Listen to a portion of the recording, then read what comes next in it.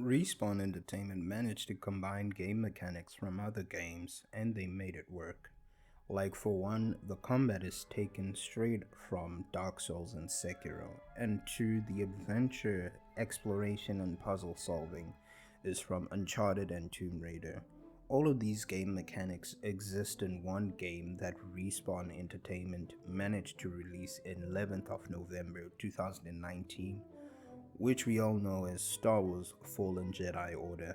This is Codex, and in today's video, I'll be talking about Star Wars Fallen Jedi Order. And may the Force be with you. The events of Jedi Fallen Order take place after Star Wars Episode 3 Revenge of the Sith. We follow our main protagonist, Cal Kestis, who is a surviving Padawan of Order 66. Within the first hour of the game, our main character is on the run from Imperial Inquisitors. After that, you begin to start your Star Wars adventure with two companions, Grease and Seer Jenda. And yes, the crew does expand over the course of the game. As per usual, I won't spoil the story for you because I believe that you will enjoy the heck out of the game when you get to experience it yourself. I will say Star Wars Fallen Jedi Order has everything that makes a full Star Wars journey, which is made up of mystery, action, adventure, and the dark side. The worlds you visit in Fallen Order are beautiful, starting from the misty lands of Pagano to the lush trees of Kashyyyk and the red dangerous lands of Dathomir.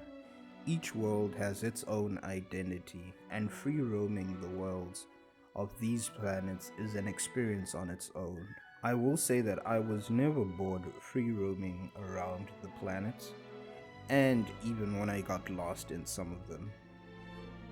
Sadly though, there are 5 planets available to free roam, but when you visit a planet for the first time, you won't be able to access the whole planet at once. This will force you to backtrack a lot in the game in every planet, and you should just keep that in mind if you hate backtracking in video games.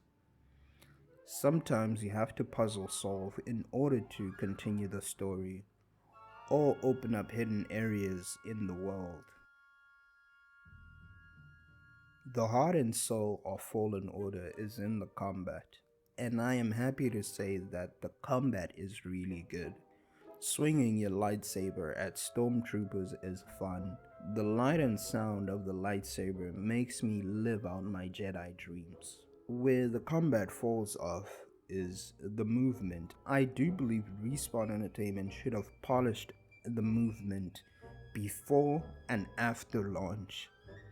I say that because I did not find myself using the jump button in combat or using the dodge mechanics. The only thing I did most of the time was roll away from the combat encounter.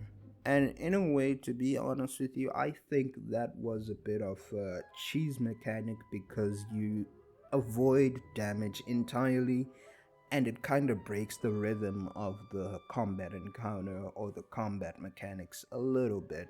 That is the only thing close to a rant or anything negative I could say about the combat. So the positives about the combat is the Souls-like experience.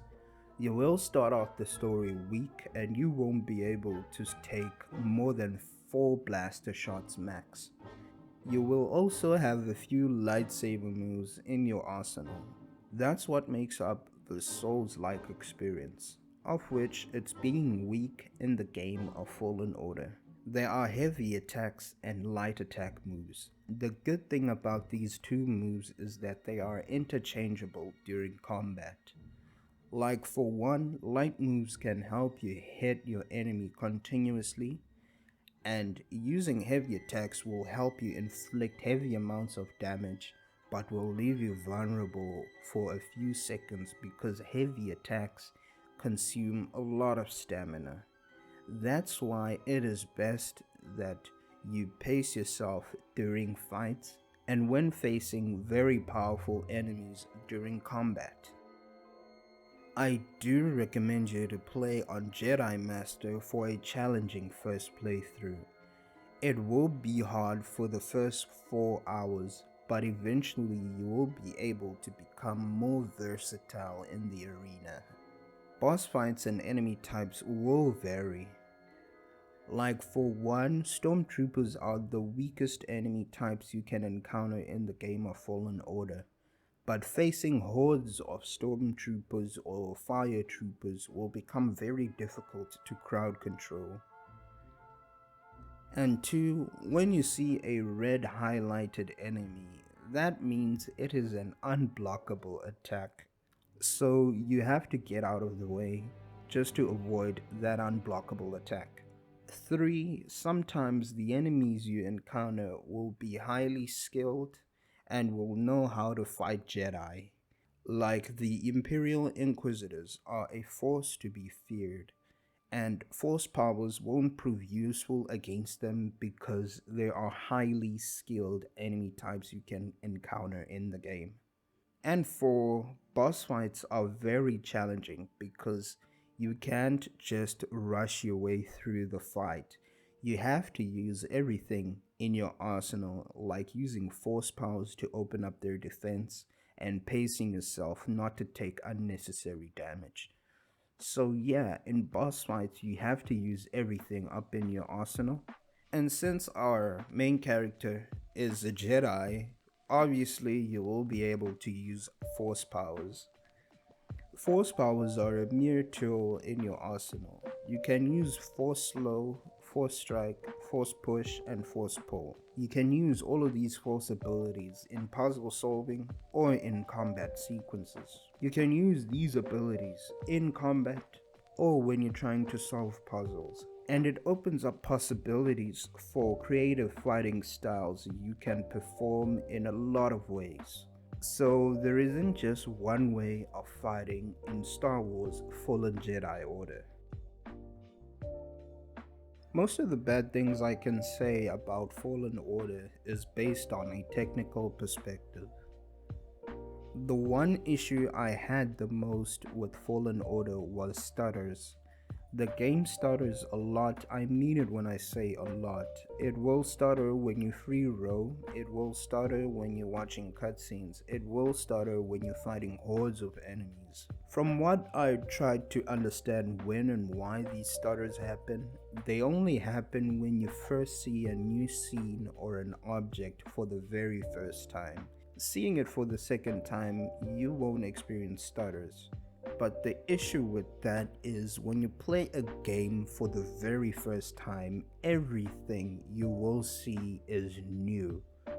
So trust me when I say this, the game will stutter a lot when you're playing through the first sequences of the game. And number 2 is playing on low-end hardware is not the ideal thing to do. For some reason, the game becomes buggier when you play on low-end graphics paired up with low-end hardware.